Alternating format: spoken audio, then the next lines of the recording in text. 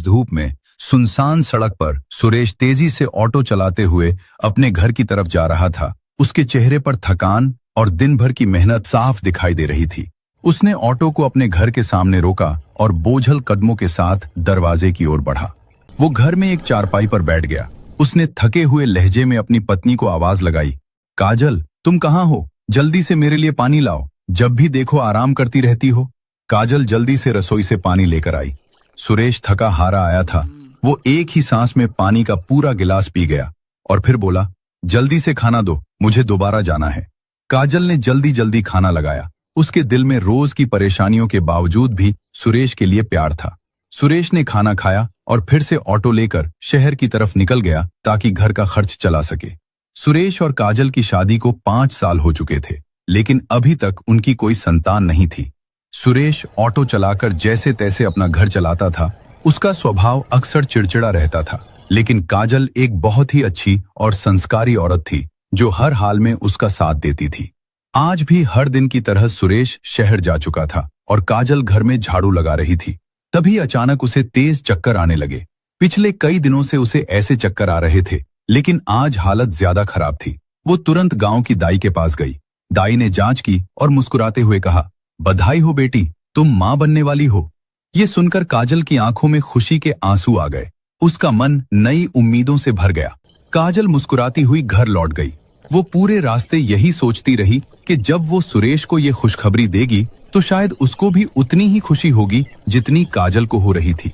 उधर सुरेश ऑटो दौड़ाते हुए जा रहा था, लेकिन अचानक उसे ऑटो को रोकना पड़ा। असल में एक लड़की ने ऑटो रुकवाने के लिए हाथ बढ़ाया था, लेकिन जब सुरेश की नजर उस लड़की के चेहरे पर पड़ी तो वो हैरान रह गया। खुले बाल और चेहरे पर हल्की सी मुस्कान। वो लड़की बेहद खूबसूरत लग रही थी।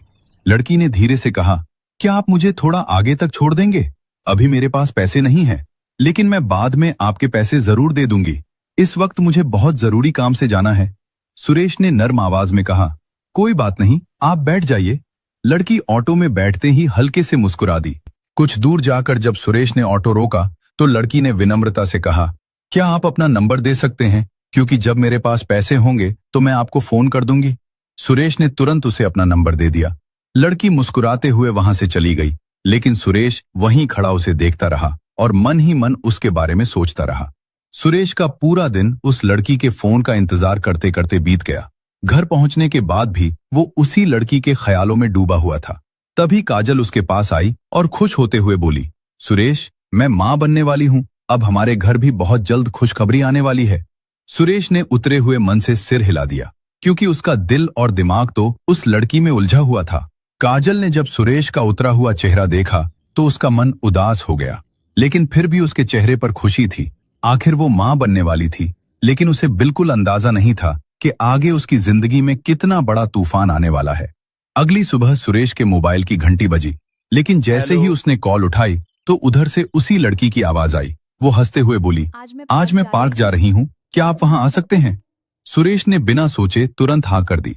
वो जल्दी जल्दी तैयार हुआ और जैसे ही वो पार्क पहुंचा तो उसकी खुशी का ठिकाना न रहा, क्योंकि वो लड़की पार्क के सामने खड़ी उसका इंतजार कर रही थी। उसने सुरेश को पैसे देने चाहे, लेकिन सुरेश ने पैसे लेने से मना करते हुए कहा, नहीं, आप रहने दीजिए। वो दोनों बातें करते करते पार्क में अंदर चले गए। वो लोग धीरे धीरे टहलते हुए बातें कर रहे थे। सुरेश अब पूरी तरह उस लड़की में खो चुका था। उधर उसकी पत्नी काजल, जो मां बनने वाली थी, उसके लिए सुरेश के पास अब न तो वक्त था और न प्यार। दिन बीतते गए और काजल को 5वां महीना शुरू हो गया, लेकिन आज उसने ठान लिया था कि आज वो सुरेश से खुलकर बात करेगी। वो धीरे से उसके पास आई और बोली, सुरेश, मुझे कुछ पैसे चाहिए थे, क्योंकि आज मुझे चेकअप के लिए हॉस्पिटल जाना है और घर में राशन भी खत्म हो गया है। ये बात सुनकर सुरेश भड़क गया। वो झल्लाकर बोला, तुम्हें तो हर वक्त पैसे चाहिए। मैं नंबर 2 से पैसे नहीं कमाता। दिन भर मेहनत मजदूरी करता हूँ, लेकिन तुम्हारी मांगे तो खत्म ही नहीं होती। काजल खड़ी की खड़ी रह गई। उसकी आंखें भर आईं, लेकिन उसने कुछ नहीं कहा। सुरेश गुस्से में घर से बाहर निकल गया और काजल वहीं खड़ी रोती रह गई। उसके मन में बस एक ही सवाल था, आखिर सुरेश को क्या हो गया है? लेकिन जब शाम हुई और जब सुरेश घर वापस लौटा तो उसे देखकर काजल की दुनिया बिखर गई। दरवाजे पर सुरेश के साथ दुल्हन के कपड़ों में एक लड़की खड़ी थी, जिसके चेहरे पर हल्की मुस्कान थी। ये सब देखकर काजल का दिल टूटकर बिखर गया वो कांपती आवाज में बोली, सुरेश, ये कौन है? सुरेश ने सर्द लहजे में कहा, काजल, ये मेरी दूसरी पत्नी सपना है। मैंने इससे शादी कर ली है। आज से ये इस घर की जिम्मेदार है और तुम्हें भी इसकी हर बात माननी होगी। इतना कहकर वो सपना का हाथ पकड़कर अंदर चला गया और काजल वहीं जमीन पर सिर पकड़कर बैठ गई। उसकी आंखों से आंसू बहने लगे। उसे समझ ही नहीं आ रहा था कि अचानक ये क्या हो गया है। सुरेश ने उसके और अपने होने वाले बच्चे के साथ बहुत बड़ा धोखा किया था। अब काजल का दिल पूरी तरह टूट चुका था, लेकिन उसे क्या पता था कि अभी तो उसकी जिंदगी में इससे भी बड़ी बड़ी मुश्किलें शुरू होने वाली थीं। सपना के घर में कदम रखते ही काजल की जिंदगी से सुकून और इज्जत सब कुछ खत्म हो गया। उसकी गंदी जबान और बात करने का तरीका हर दिन काजल के दिल को चोट पहुंचाता था। वो हर समय हुक्म चलाती, चीखती चिल्लाती और घर का सारा काम काजल से ही करवाती। काजल प्रेग्नेंट थी। थोड़ी देर काम करने से उसकी सांस फूलने लगती, कमर जवाब देने लगती। हर दिन उसके लिए पिछले दिन से ज्यादा मुश्किल होता जा रहा था। जब भी वो सुरेश को कुछ बताने की कोशिश करती तो सुरेश गुस्से से भड़क उठता और कहता, सपना के बारे में एक शब्द भी मत बोलना। वो इस घर की मालकिन है। जो वो कहती है उसका कहना मानो, यही तुम्हारे लिए ठीक रहेगा। सुरेश की ये बातें काजल के दिल को छलनी कर देती थी। उसके मन में बार बार सवाल उठ रहा था, क्या अब इस घर में मेरी कोई अहमियत नहीं रही? समय बीतता गया और अब काजल का आखिरी महीना चल रहा था। उसका शरीर भारी हो चुका था। वो कदम भी ठीक से नहीं उठा पाती थी। लेकिन अब भी काजल को काम से राहत नहीं मिलती थी। एक सुबह जब वो उठी तो उसे लगा जैसे पूरा शरीर टूट रहा है। उसे तेज बुखार था। उसने रात से कुछ खाया भी नहीं था। वो धीरे धीरे आंगन में पहुंची, लेकिन तभी अचानक सपना ने गरजते हुए कहा, किचन में जाने की जरूरत नहीं है, पहले मेरे कपड़े धो देना। शाम को मुझे सुरेश के साथ बाहर जाना है। काजल ने कांपती आवाज में कहा, मैं कपड़े नहीं धो सकती। आज मेरी तबीयत बहुत खराब है। मुझे चक्कर आ रहे हैं। मैंने कल से कुछ भी नहीं खाया है। सपना गुस्से से आग बबूला हो गई। वो चीखते हुए बोली, भूख लगी है ना, तो पहले काम करो, फिर खाना मिलेगा। रोज रोज तुम्हारे बहाने खत्म ही नहीं होते।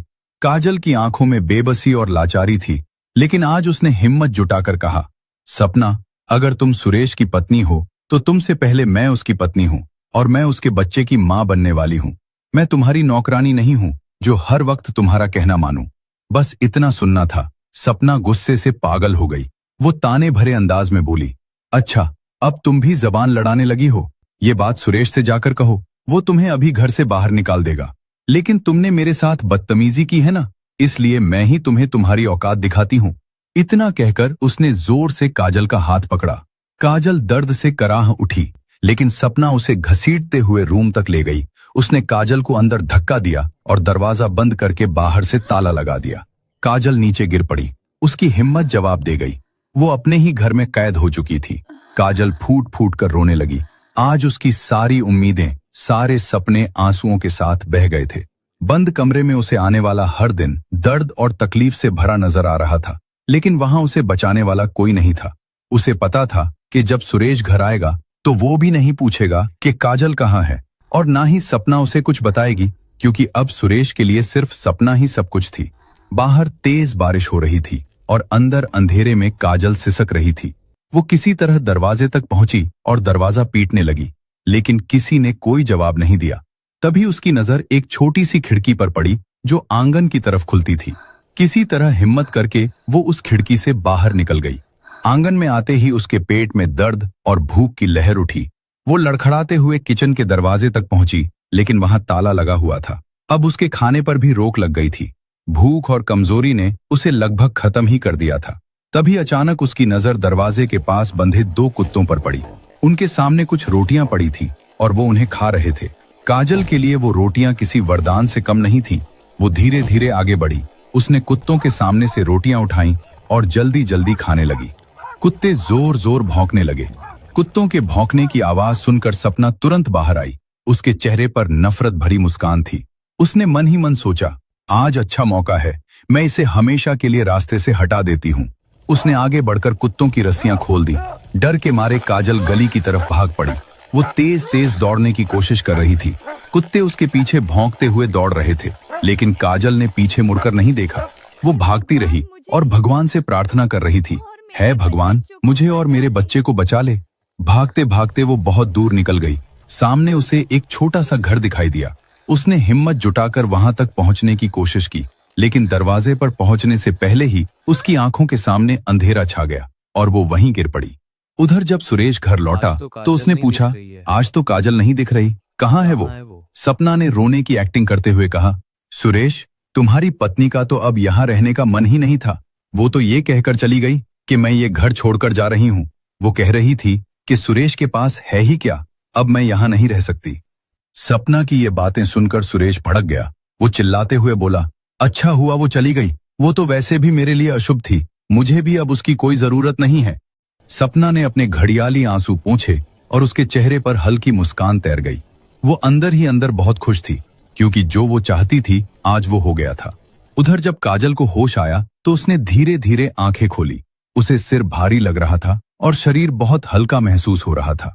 वो एक साफ सुथरे कमरे में थी, लेकिन जैसे ही उसकी नजर अपने पेट पर पड़ी तो उसकी चीख निकल गई।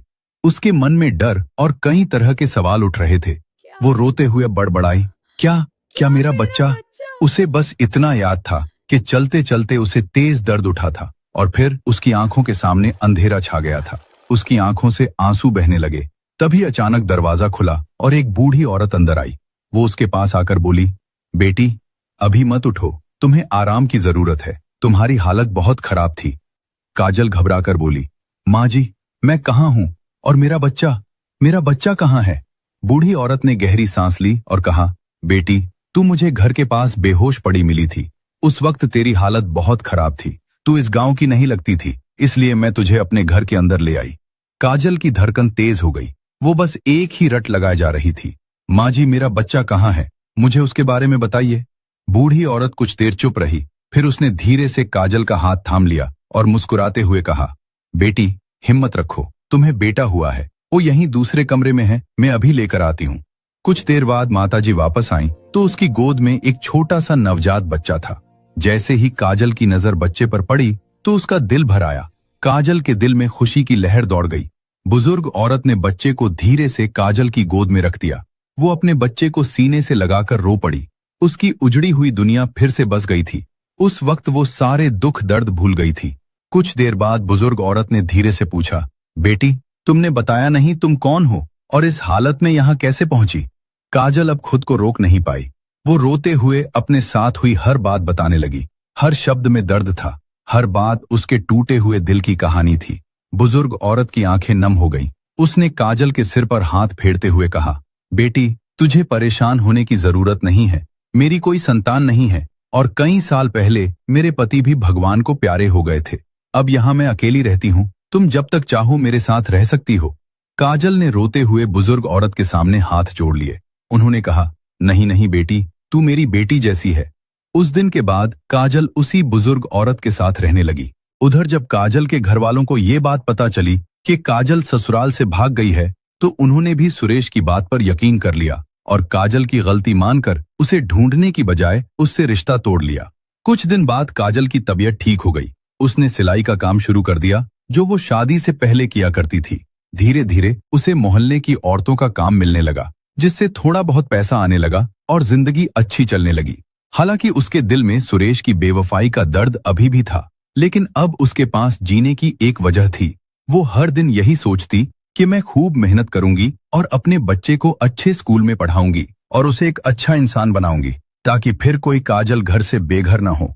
धीरे धीरे समय बीतता गया। उधर एक दिन सुरेश जब शहर से लौट रहा था तो अचानक उसका एक्सीडेंट हो गया। इस हादसे में उसकी एक टांग हमेशा के लिए खराब हो गई और उसका ऑटो भी टूट गया। जब वो व्हीलचेयर पर घर पहुंचा तो सपना उसे देखकर चौंक गई। सुरेश ने कमजोर आवाज में कहा, सपना, मेरे साथ बहुत बड़ा हादसा हो गया। मेरी एक टांग पूरी तरह खराब हो गई है और ऑटो भी हाथ से चला गया, लेकिन अगर तुम मेरा साथ दोगी तो धीरे धीरे सब ठीक हो जाएगा। लेकिन सपना के दिल में सुरेश के लिए ना कोई चिंता थी और ना कोई हमदर्दी। वो चुपचाप अंदर चली गई। सुरेश को लगा शायद वो उसके लिए परेशान है, लेकिन उसे नहीं पता था कि अब उसकी जिंदगी में एक और बड़ा तूफान आने वाला है। अगली सुबह जब सपना कमरे से बाहर आई तो उसके हाथ में एक बैग था। सुरेश ने घबराकर पूछा, सपना, तुम कहाँ जा रही हो? सपना गुस्से से बोली, चुप रहो, एक तो पहले से ही तुम कुछ नहीं थे। मुझे लगा था तुम्हारे पास अच्छे पैसे होंगे, लेकिन यहाँ आकर पता चला कि तुम्हारे पास कुछ भी नहीं है। उसने गरजते हुए कहा, और ये घर ये तो तुम पहले ही मेरे नाम कर चुके हो और मैं इसे बेच चुकी हूँ, इसलिए अब तुम कहीं और जाकर अपना ठिकाना ढूंढो। सुरेश की आंखों में आंसू आ गए। वो रोते हुए बोला, सपना, ये तुम क्या कह रही हो? तुम जानती हो मैं तुमसे कितना प्यार करता हूँ। तुम्हारी वजह से तो मैंने काजल को भी छोड़ दिया और आज तक उसे ढूंढने की भी कोशिश नहीं की। सपना हंसते हुए बोली, सुरेश, तुमने उसे कभी इज्जत ही नहीं दी और वो यहां से खुद नहीं गई थी, बल्कि मैंने ही उसे घर से निकाला था। लेकिन उस वक्त भी तुम चुप रहे। वैसे भी अब तुम्हारे पास है ही क्या? तुम चल भी नहीं सकते। और देखो, मैं जवान हूँ, सुंदर हूँ, मुझे तो अब भी कोई ना कोई मिल ही जाएगा, इसलिए मैं अब तुम्हारे साथ नहीं रह सकती। इतना कहकर सपना घर से बाहर निकल गई और सुरेश वहीं व्हीलचेयर पर बैठा रह गया। उसकी आंखों में आंसू थे। वो अकेला बैठा हुआ आज अपने किए पर पछता रहा था। आज उसे पहली बार एहसास हो रहा था कि उसने काजल के साथ कितना बड़ा अन्याय किया है और उस वक्त वो सब कुछ जानते हुए भी कितना अंधा और लापरवाह बना रहा। उसके मन में एक के बाद एक कई सवाल उठने लगे। क्या मेरा बच्चा पैदा हुआ होगा और क्या वो सही हाल में होगा? अगले ही दिन उसे घर से भी निकाल दिया गया क्योंकि सपना वो घर बेचकर जा चुकी थी। अब सुरेश के पास न घर था न कोई सहारा। वो व्हीलचेयर घसीटता हुआ गांव से बाहर निकल गया। उसके दिलों दिमाग में बस एक ही बात गूंज रही थी, काश मैंने अपनी पत्नी की कदर की होती, काश मैंने उसे धोखा न दिया होता। लेकिन अब बहुत देर हो चुकी थी। अब तो वो खुद चलने फिरने लायक नहीं रहा था। वो कोई काम भी नहीं कर सकता था। वो धीरे धीरे सड़कों पर भीख मांगकर जिंदगी बिताने लगा। उधर काजल अपने बेटे और उस बुजुर्ग माँ के साथ उसी छोटे से घर में रह रही थी। एक दिन माँ ने कहा, काजल, मैं शहर जा रही हूँ। मैं पहले वहाँ एक बड़े घर में काम करती थी। उनसे मिले हुए बहुत समय हो गया है। चलो, तुम भी मेरे साथ चलो। काजल ने अपने बच्चे को तैयार किया और खुद भी तैयार हुई और वो दोनों शहर पहुंच गई। वो बड़ा खूबसूरत बंगला था। उस घर की मालकिन ने काजल को काम पर रख लिया। घर के लोग और घर का माहौल सुकून भरा और बहुत अच्छा था। काजल को वहां काम करना अच्छा लगने लगा। वो दिन भर काम करती और खाली समय में अपने बेटे को संभालती। एक दिन उसने देखा कि मालकिन थोड़ी परेशान है। काजल ने हिचकिचाते हुए पूछा, मालकिन, आप कुछ परेशान लग रही हैं? उन्होंने कहा, क्या बताऊं काजल, परसों मुझे एक शादी में जाना है, लेकिन अभी तक मेरे कपड़े नहीं सिल पाए हैं। काजल ने कहा, अगर आप कहें तो मैं आपके कपड़े सी कर दे सकती हूँ। मुझे सिलाई करनी आती है, मैं यही काम किया करती थी। मालकिन ने पहले थोड़ा सोचा और फिर कपड़े उसे दे दिए। लेकिन जब काजल ने सिलाई करके कपड़े लौटाए तो मालकिन हैरान रह गई। काजल ने इतनी साफ और इतनी सुंदर सिलाई की थी जैसे किसी बड़े कारीगर ने की हो। वो मुस्कुराते हुए बोली, अरे काजल, तुम तो बहुत हुनरमंद हो। तुम यहाँ क्या कर रही हो? वहीं से काजल की जिंदगी की नई शुरुआत हो गई। कुछ पैसे तो काजल ने जोड़ रखे थे और कुछ पैसे मालकिन ने उसे उधार दे दिए। काजल ने उसी इलाके में अपनी एक छोटी सी सिलाई की दुकान खोल ली। धीरे धीरे उसे काम मिलने लगा और जब काम अच्छा चलने लगा तो उसने 2-3 गरीब लड़कियों को भी काम पर रख लिया।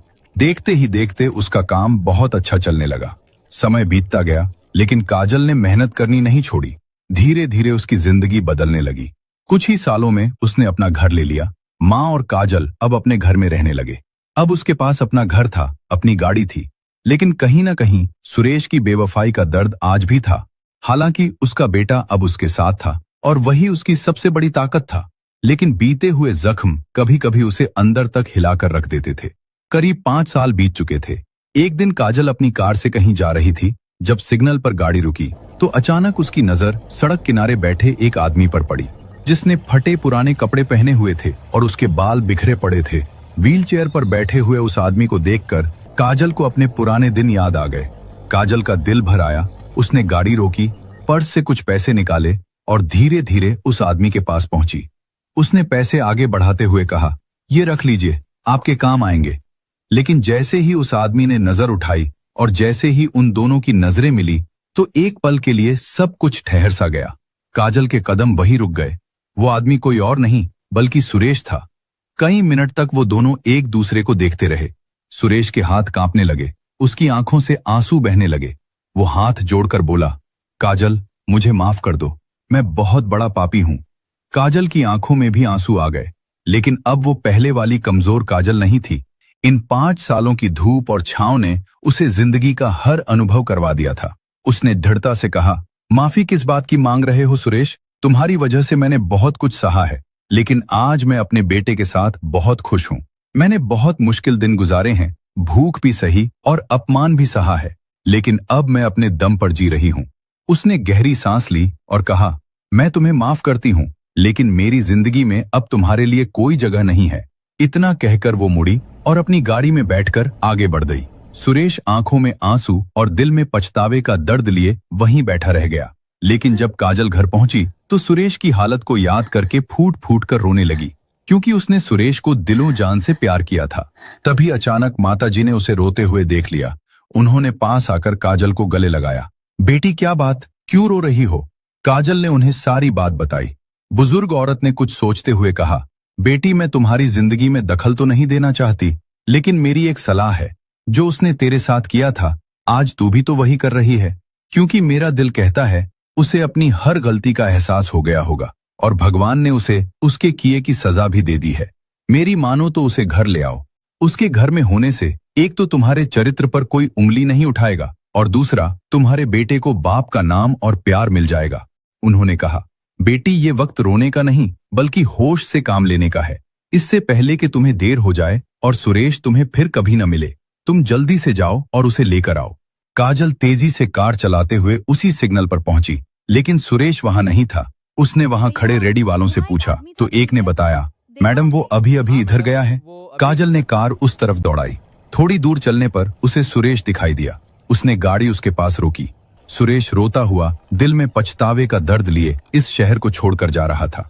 काजल ने उसे रोककर कहा, सुरेश, मेरे साथ घर चलो। हमारा बेटा बड़ा हो गया है। वो हर दिन मुझसे पूछता है, मम्मी, सबके पापा हैं, लेकिन मेरे पापा क्यों नहीं हैं? क्या तुम उसे मिले बगैर ही चले जाओगे? बेटे के बारे में सुनते ही सुरेश तड़प उठा। उसने कहा, कहाँ है मेरा बच्चा? काजल ने उसे संभालते हुए कहा, वो घर पर है और तुम्हारा इंतजार कर रहा है। इसके बाद काजल ने उसे सहारा देकर कार में बिठाया और उसे अपने घर ले आई। उस घर को देखकर सुरेश हैरान रह गया। पहले वो नहाया, काजल ने उसे नए कपड़े लाकर दिए और जब वो अपने बेटे से मिला, जब उसने अपने बेटे को देखा तो दहाड़े मारकर रोने लगा। उसने बेटे को सीने से लगा लिया। ये मंजर देखकर बुजुर्ग औरत और काजल भी रोने लगी। सुरेश अब उनके साथ ही रहता था, लेकिन काजल के दिल से वो पुरानी यादें कभी न मिट सकी। धीरे धीरे समय बीतता गया। काजल ने अमेरिका में सुरेश की टांग की सर्जरी करवाई और वो बिल्कुल ठीक हो गया। अब वो काजल के साथ काम में हाथ बटाता और रॉबिन को डेली स्कूल छोड़ने जाता। जो परिवार एक लड़की के कारण टूटकर बिखर गया था, अब वो परिवार फिर से एक हो गया था और अब हंसी खुशी जिंदगी गुजार रहा था। दोस्तों, अगर आपको कहानी पसंद आई हो और अगर इससे कोई सीख मिली हो तो इसे लाइक और शेयर करें। साथ ही हमारे चैनल को भी सब्सक्राइब कर लीजिए। मिलते हैं नेक्स्ट वीडियो में। तब तक के लिए जय हिंद।